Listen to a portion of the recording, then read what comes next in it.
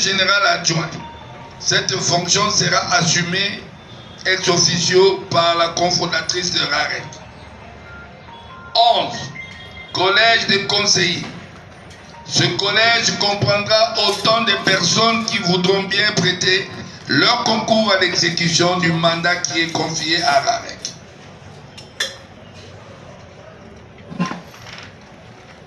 Le Sénac sera secondé par des coordonnateurs établis au niveau ci-après. 26 provinces de la RDC, 12 pays africains dont 9 pays qui avoisinent la RDC et 3 pays qui ont une concentration massive des Congolais, Afrique du Sud, Cameroun et Kenya.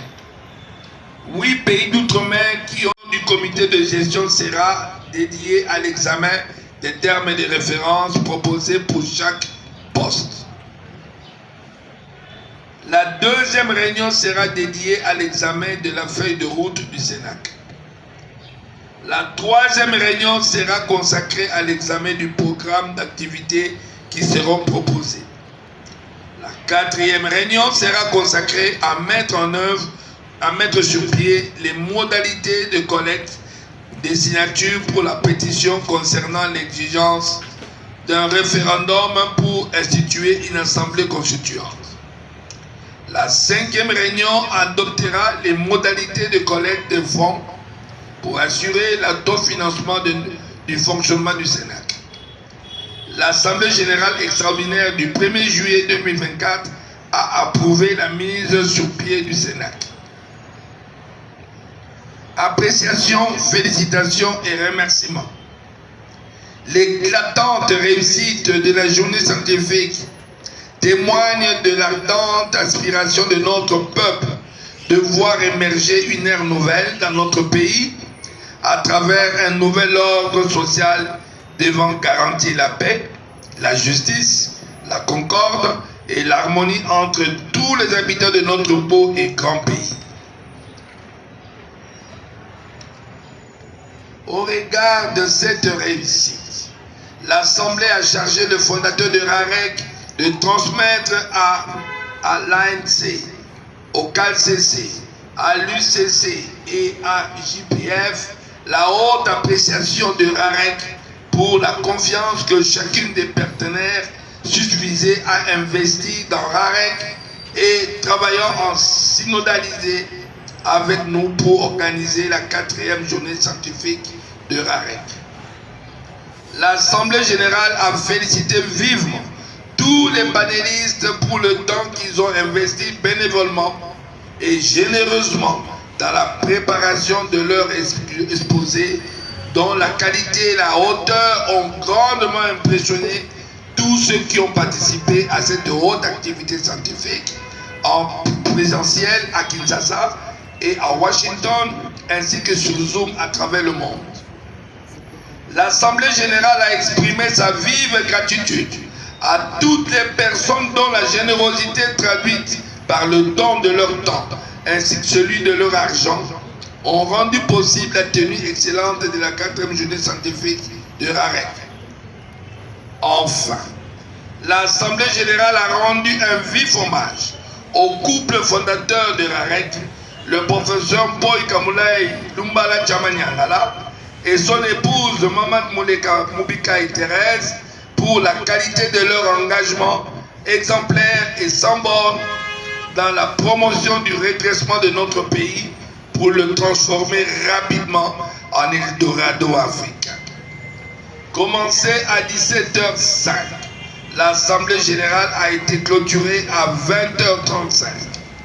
Fait à Kinshasa le 1er juillet 2024.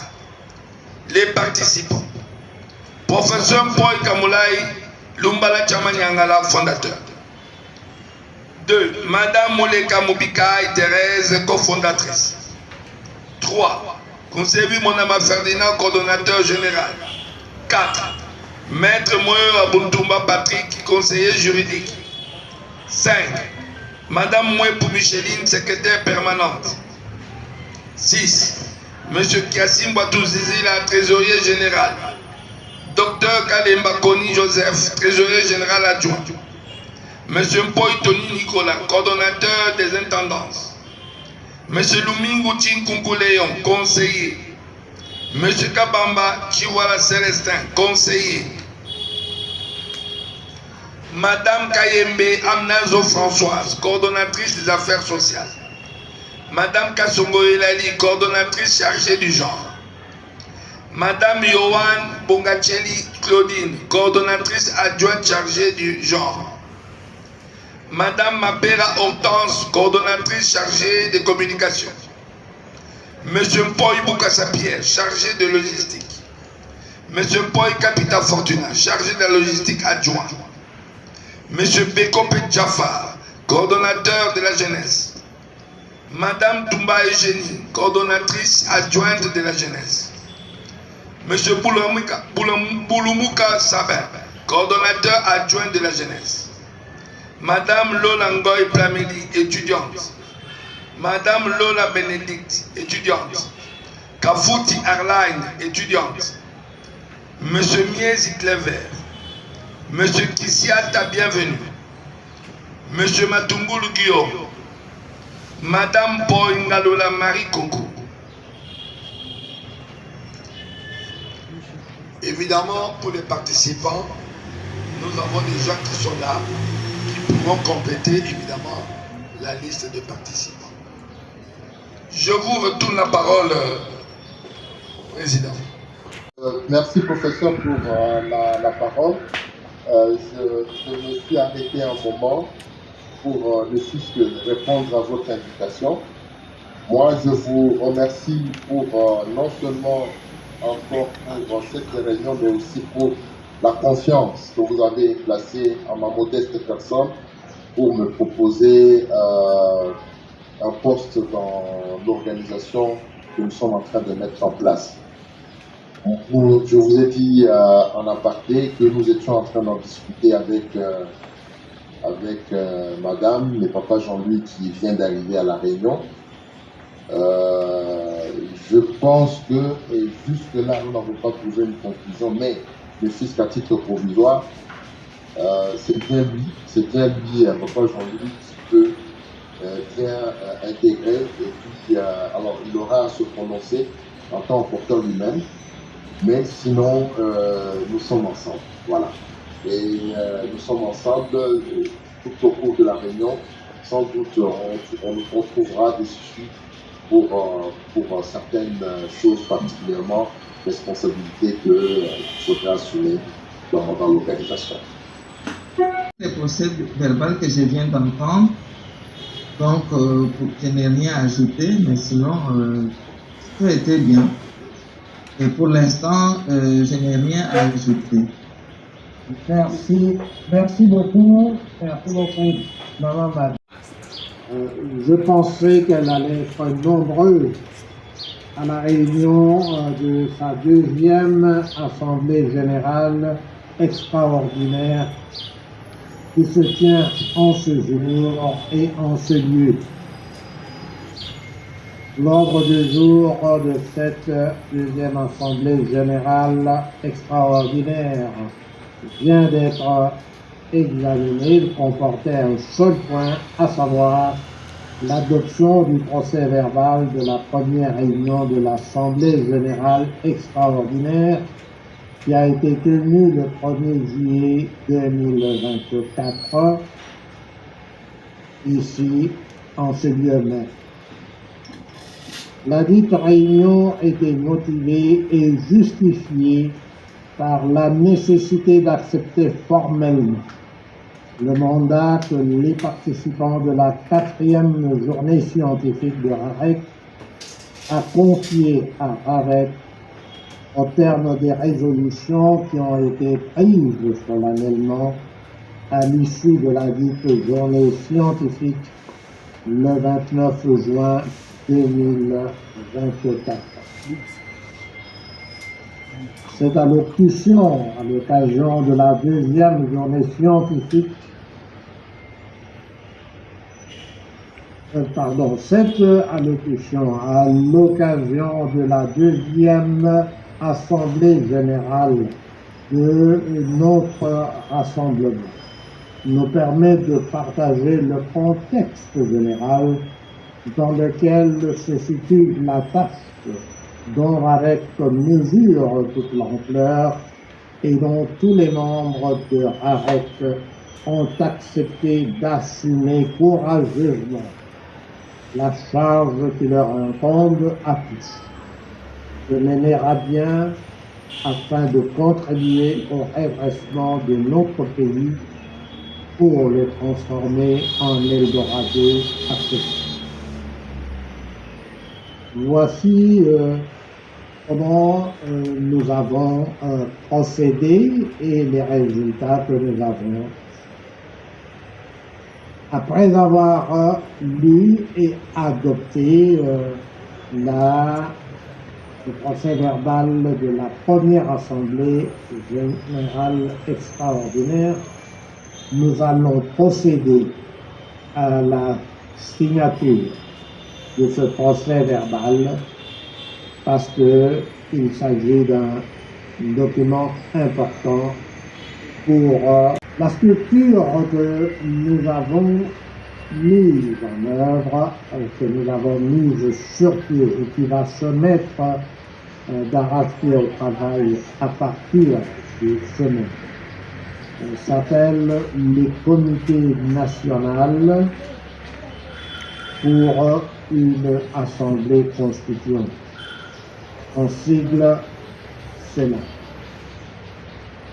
C'est une structure ad hoc que le rassemblement des acteurs de la Renaissance du Congo a institué pour adresser à l'autorité publique un acte totalement légal et par conséquent totalement légitime.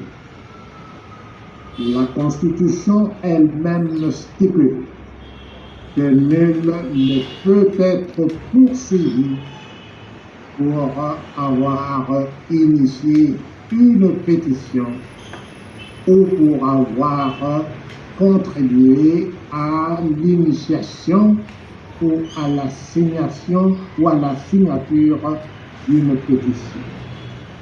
Donc l'œuvre que nous avons entreprise ensemble, d'aucuns pourraient prétendre que c'est une action subversive, loin s'en faut. D'aucuns pourraient prétendre qu'il s'agit d'une action qui ne devrait pas être entreprise en temps de guerre, parce que en ce moment, la seule chose que nous devons tous faire, c'est de nous mobiliser pour mettre fin à cette guerre d'agression. Ce qui s'est passé ce week-end à Zanzibar démontre très clairement qu'il n'y aura pas de solution militaire. Et donc, sur le plan politique, pour y arriver, c'est nous, le peuple, qui devons comprendre que nous devons œuvrer pour que la majorité de nos compatriotes comprennent que la solution politique, c'est la redéfinition par la renégociation du partage du pouvoir entre ceux qui ont pris les armes pour arracher le pouvoir et ceux qui utilisent les armes pour conserver le pouvoir.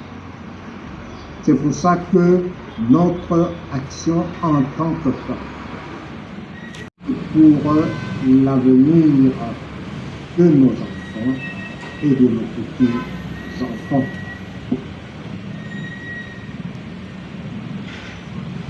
L'article 218 alinéa 4 de la Constitution donne à une fraction du peuple ce que nous représentons aujourd'hui.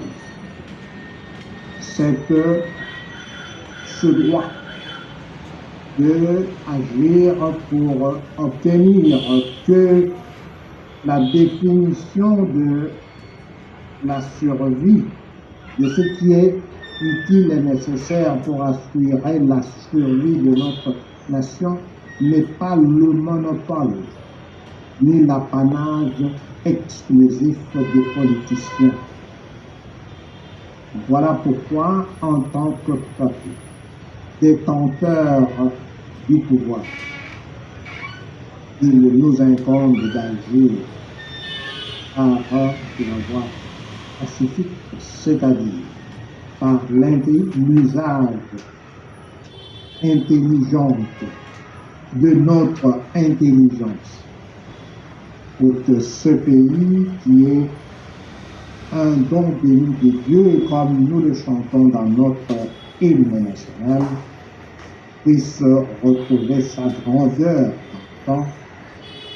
en redevenant le pays phare de notre continent. La survie de notre nation en dépend. Le destin de notre peuple est entre nos propres mains. Nous ne pouvons pas continuer à penser que c'est l'Occident ou l'Orient qui viendra nous tirer de la misère dans laquelle nous n'avons cessé de nous enfoncer en tant que nation et en tant que peuple depuis le 1er juillet 1960. Nous devons donc dire résolument non à l'idolâtrie de tout chef, qui qu'il soit, et de quelque parti qu'il soit, parce que tout chef est un être humain. Et en tant que tel, il demeure faillible comme chacun d'eux. En conclusion de tout ce qui précède, voici le canevas du Sénat tel qu'il a été adopté le 1er juillet au terme de délibération de la réunion de la première Assemblée générale extraordinaire. Nous avons entendu au terme du procès verbal dont la lecture nous a été faite, quelle est la structure du comité de gestion, donc je n'y reviendrai. Nous avons ce que nous proposons maintenant, ce sont les noms. Je n'ai pas quelque chose à ajouter sur ce que vous aviez dit. Je pense que nous allons faire un chemin ensemble avec la vision Kukararek. En vous soutenant, je pense que nous irons loin. En fait, je n'ai rien à ajouter sur ça. La maladie, l'insécurité, le manque de liberté. Bon, c'est tout ce que j'ai maîtrisé par cœur. Très bien, pour avoir essayé. Professeur, d'abord, je voudrais préciser que je suis présent dans cette séance de travail parce que délégué par Madame la Présidente de l'ANC, Madame Marie-Josée Ifoku, je suis auprès d'elle son conseiller politique et diplomatique. J'étais intéressé par une chose, votre engagement pour aller vers le changement. Mais j'ai aussi suivi votre exposé et même généralement, les gens pensent que pour les changements, il faut passer par la Constitution. Donc les débats ici risquent d'être dominés par le changement de la Constitution, où vraiment les avis sont très divergents. Mais je reste sceptique, dans la mesure où le changement que nous sommes en train d'appeler de tous nos voeux, c'est un changement qui doit se faire d'abord et préalablement dans l'être de l'humain, dans son mental. Dans son mental. Et ici, je parle de la jeunesse. Cette jeunesse qui n'est pas du tout encadrée dans toutes les structures de la société en vue d'être acteur du changement. Je vous donne pour exemple, eh bien, le pouvoir ne sera exercé que par les partis politiques généralement, les partis politiques qui sont censés assurer la formation des jeunes gens pour exercer ce pouvoir. Or, il se constate malheureusement, vous-même vous l'aviez souligné, que le pays est dans le naufrage. Ici, nous devons parler de quel naufrage? Nous parlons du naufrage même de l'esprit, le naufrage même au niveau de valeurs. Donc nous sommes face à une situation, en résumé, de déficit, du naufrage, du leadership moral. Et vous êtes en train de vouloir mener une lutte pour le changement.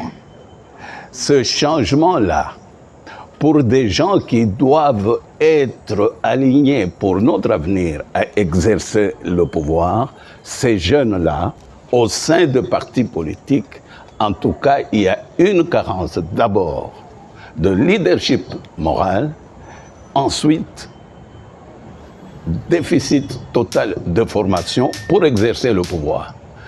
Je ne vois nulle part, je n'entends nulle part qu'on met quand même, on souligne avec un trait fort qu'il faut absolument s'occuper des jeunes, de leur formation au niveau des partis politiques. Parce que le rôle du parti politique est de former les adhérents au parti politique pour exercer le pouvoir. Ils n'ont pas d'autres objectifs, ils n'ont pas d'autres missions. La mission d'un parti politique, essentiellement, est de former ses adhérents, avoir des gens qui ont le potentiel suffisant pour exercer le pouvoir. Mais maintenant, j'ai l'impression qu'on place au devant de notre lutte le changement de la Constitution. Mais on ne peut pas faire de la Constitution une idole. La Constitution n'est qu'un instrument pour la politique. La Constitution, elle a besoin de changer. Une Constitution évolue dans le temps. Donc je voudrais tout simplement souligner à votre intention, Monsieur le professeur, que nous devrions, pour la renaissance de la République, porter notre investissement, comme d'ailleurs le souligne d'une façon résumée Madame Marie-Josée Foucault, cette renaissance-là, elle doit commencer par nous-mêmes. Notre malheur est que nous avons des leaders politiques qui sont créés par les événements, des acteurs politiques créés majoritairement par les événements et qui n'ont pas plutôt créé les événements. Donc nous sommes dans un déficit où nous devons nous recréer parce que la renaissance en elle-même signifie se recréer, se refaire et se reconstruire. J'aimerais vraiment que vous puissiez, dans votre vision pour la renaissance, dans votre démarche, que vous puissiez équiper les jeunes gens pour l'avenir des stratégies les meilleures possibles pour se recréer, pour se reconstruire, parce que la richesse d'un pays, c'est la créativité de ses enfants. Donc voilà, en quelques mots, ce que je voulais bien résumer à votre intention pour que vous puissiez en prendre vraiment une bonne note pour l'encadrement de nos jeunes. Et lorsque nous parlons aussi, nous avons souvent tendance à penser que nous pouvons réinventer la roue ou la boussole. Je vais donner simplement des exemples parce que d'aucuns peuvent penser que quand nous parlons de l'Assemblée constituante, on met l'accent sur la Constitution et que la Constitution, c'est un processus évolutif. Comme vous venez de dire, c'est des changements, ça prend le temps. Ce sont les politiciens et les partis politiques qui doivent exercer le pouvoir et éduquer leurs membres à l'exercice du pouvoir. Alors moi, je voudrais revenir simplement sur notre propre histoire. Et avant de parler de notre histoire, je voulais parler de l'histoire qui est en train de se passer devant nos yeux.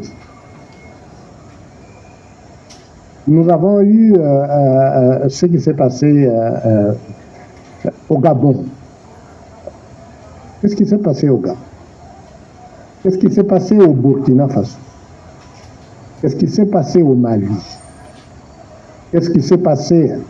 Je vais commencer par ça parce que ce sont les cas réels. Et qu'est-ce que pour maintenant revenir à notre propre pays? Qu'est-ce qui s'est passé en 97? Qu'est-ce qui s'est passé en 65? Qu'est-ce qui s'est passé en 57 avec les Belges? Donc ce que nous avons, et si nous pouvons nous donner l'illusion que les situations de notre pays, et ici vous voyez que j'ai omis délibérément de dire la situation sociopolitique de notre pays. Non, c'est la situation de notre pays. Alors, pour aller vite, pour prendre un raccourci, on peut faire une révolution pacifique à travers une constituante, c'est-à-dire le peuple qui se remet en cause et qui dit, pas qui se remet en cause, qui dit aux politiciens, non, le schéma que vous avez établi nous a conduit là où nous sommes. Et on ne va plus continuer à vous permettre, à vous les politiciens, de faire ce que vous avez fait jusqu'à présent. Alors, pourquoi est-ce que nous parlons de l'Assemblée constituante? En 1960, lorsque nous devenons indépendants, et nous sommes devenus indépendants pas comme les autres. Pourquoi? Parce qu'on a remis sur le tapis, on a créé la charte coloniale, a été remplacée par la loi fondamentale. C'est un exercice de souveraineté ou c'est un exercice de changement de l'ordre social par l'intelligence plutôt que par la violence. En Angola, qu'est-ce qui se passait en Angola? En 1900, ou au Mozambique ou en Algérie, lorsque vous irez le voir après pour qu'il signe pendant que je suis en train de parler avec lui. Passez s'il vous plaît, parce que là il a besoin de l'attention. Si c'est la dernière personne, elle signera après.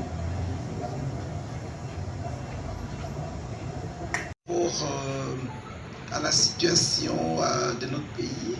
Et aussi, j'ai beaucoup apprécié la sagesse de Papa Jean-Louis. J'aime toujours être à ses côtés parce que ses réflexions m'ont toujours inspiré. Je crois que vous l'avez remarqué aussi. Donc, je n'ai rien à ajouter à tout ce que nous pouvons dire. Que Dieu nous aide pour que tout ce que nous sommes en train de faire puisse avoir un aboutissement heureux. Parce que souvent, les Congolais, nous avons, n'est-ce pas, la culture de créer, d'inventer, mais finalement, ça couche la souris.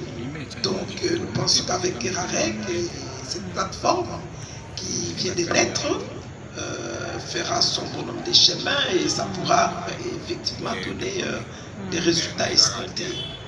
Voilà tout ce que j'ai à dire. Merci. On ne sera pas meilleur non plus.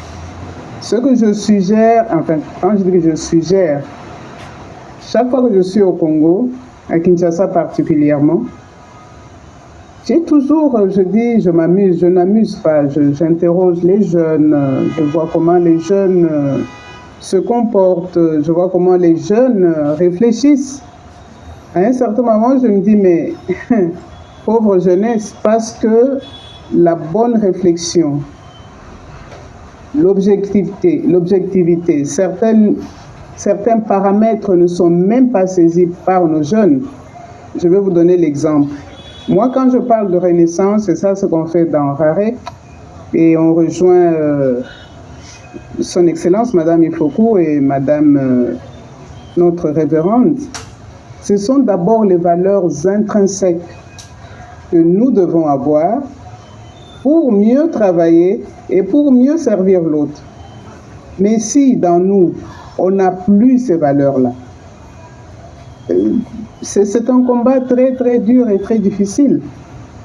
Moi, chaque fois que je reviens à Kinshasa, je me dis, ah, j'ai grandi là et quand je reviens, je suis complètement perdu.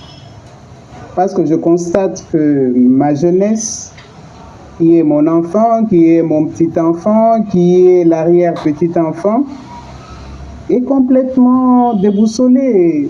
Elle ne sait pas là où aller. Et nous qui avons encore quelques lueurs de sagesse, quand je dis lueurs de sagesse, c'est parce que je veux minimiser. Nous qui avons encore un peu de sagesse, nous avons cette obligation et ce devoir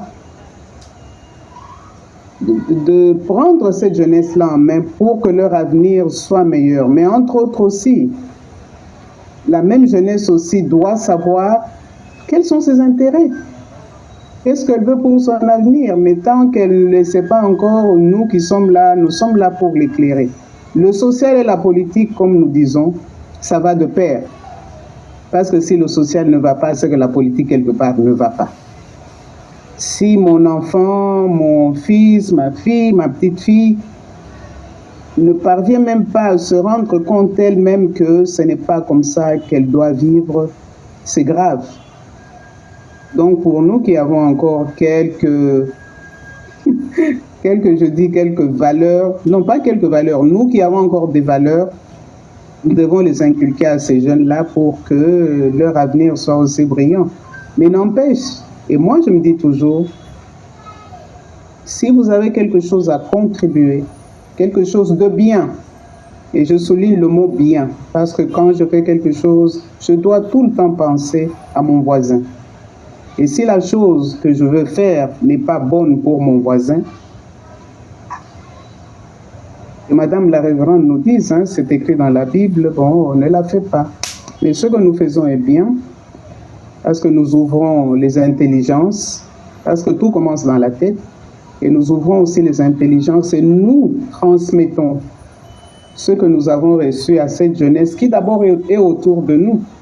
Et comme j'aime à me répéter avec tous ces jeunes-là que je côtoie à chaque fois que je suis là, si vous vous appelez Sabin, il ne faut pas que quand Sabin sort, quand Sabin rentre chez lui, on dise « Ah, mais vraiment ce Sabin-là, il est différent. » Et les autres jeunes suivront Sabin.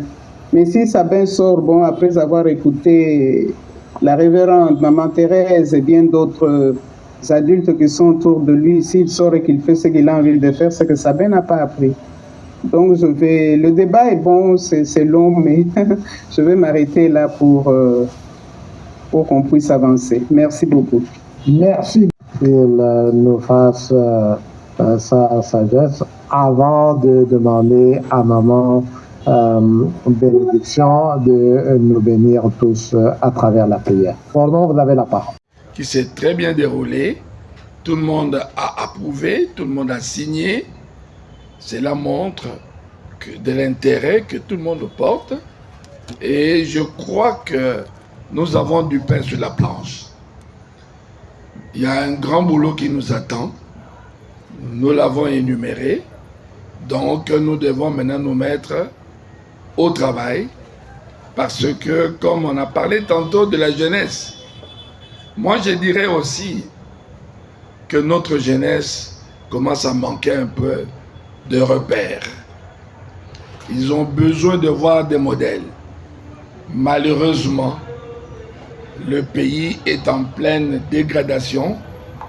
Alors, par manque de repères, finalement, le détournement devient évidemment un succès ici, dans notre pays, parce que les jeunes sont orientés vers l'enrichissement rapide.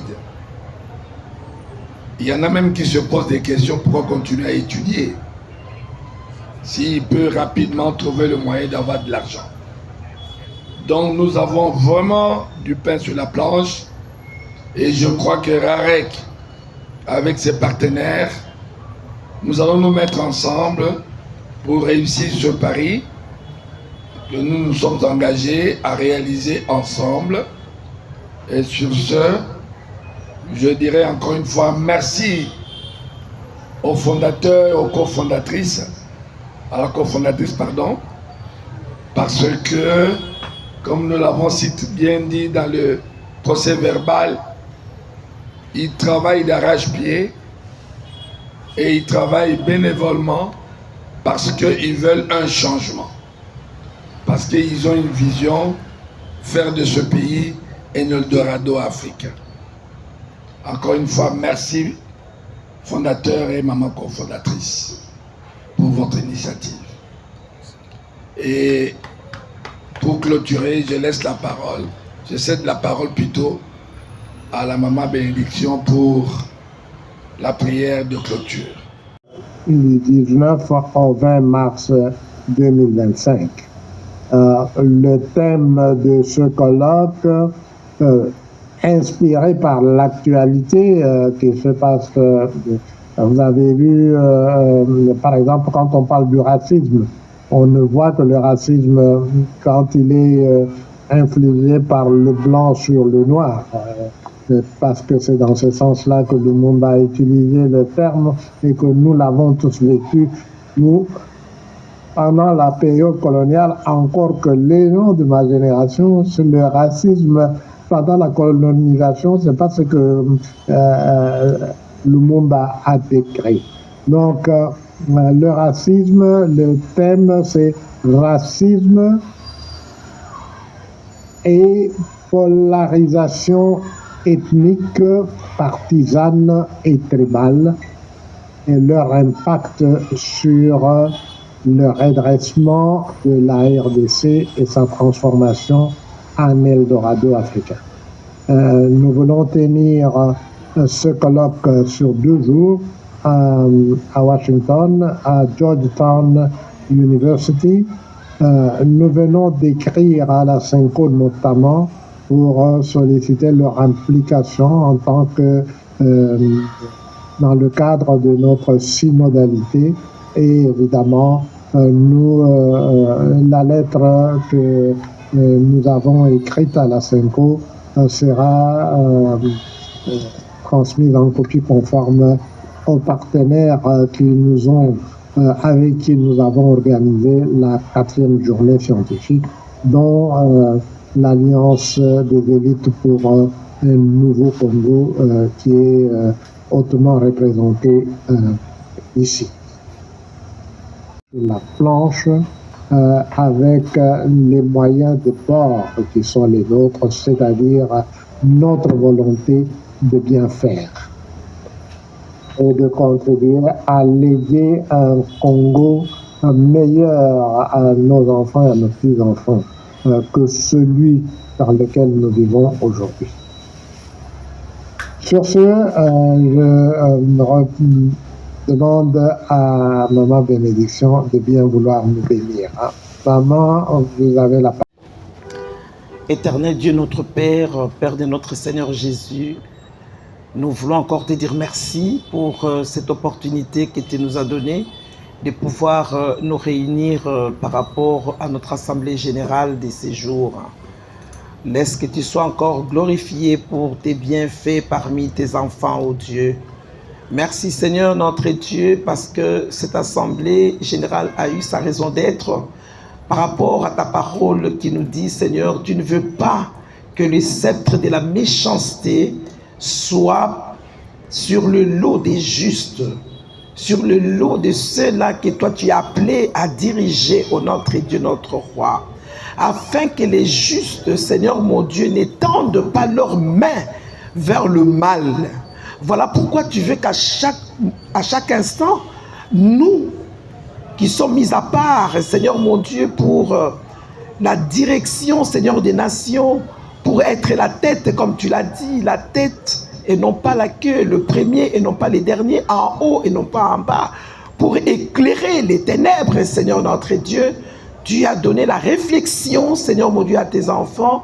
Oui, Seigneur, le professeur Paul et à son épouse, pour pouvoir, Seigneur, communiquer cette vision qui vient de toi par rapport à la renaissance de notre nation. Merci, Père. Permets aussi, Seigneur mon Dieu, que tes bienfaits soient répandus dans les cœurs, Seigneur mon Dieu, Père éternel, de tous ceux-là qui ont la bonne volonté de pouvoir, Seigneur, apporter les changements. Nous avons besoin de toi. Nous avons besoin, Seigneur, de ta sagesse et de ton intelligence.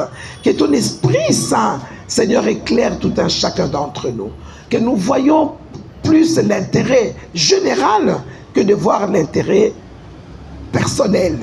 Tu ne descendras pas pour changer les choses, mais tu travailleras à travers les êtres humains afin que ton nom soit glorifié et que, Seigneur, ton peuple puisse jouir du projet que tu as conçu avant que nous venions au monde. Les projets qui se trouvent dans Jérémie 29, 11, les projets de bonheur, d'espérance et de paix pour un avenir meilleur. Nous nous abandonnons entre tes mains et nous croyons parce que tu as dit, Seigneur mon Dieu, heureux ceux qui croient sans avoir vu. Nous croyons en ta parole et nous savons qu'avec toi, nous ferons des exploits. Nous te rendons infiniment grâce. Bénis tout un chacun d'entre nous, Père éternel. Bénis, Seigneur mon Dieu, cette vision. Bénis notre pays, Seigneur notre Dieu, notre roi. Laisse que ton nom soit encore exalté, car c'est à toi seul qu'appartiennent le règne, la puissance et la gloire pour des siècles et des siècles. Amen. Amen. Amen. Amen.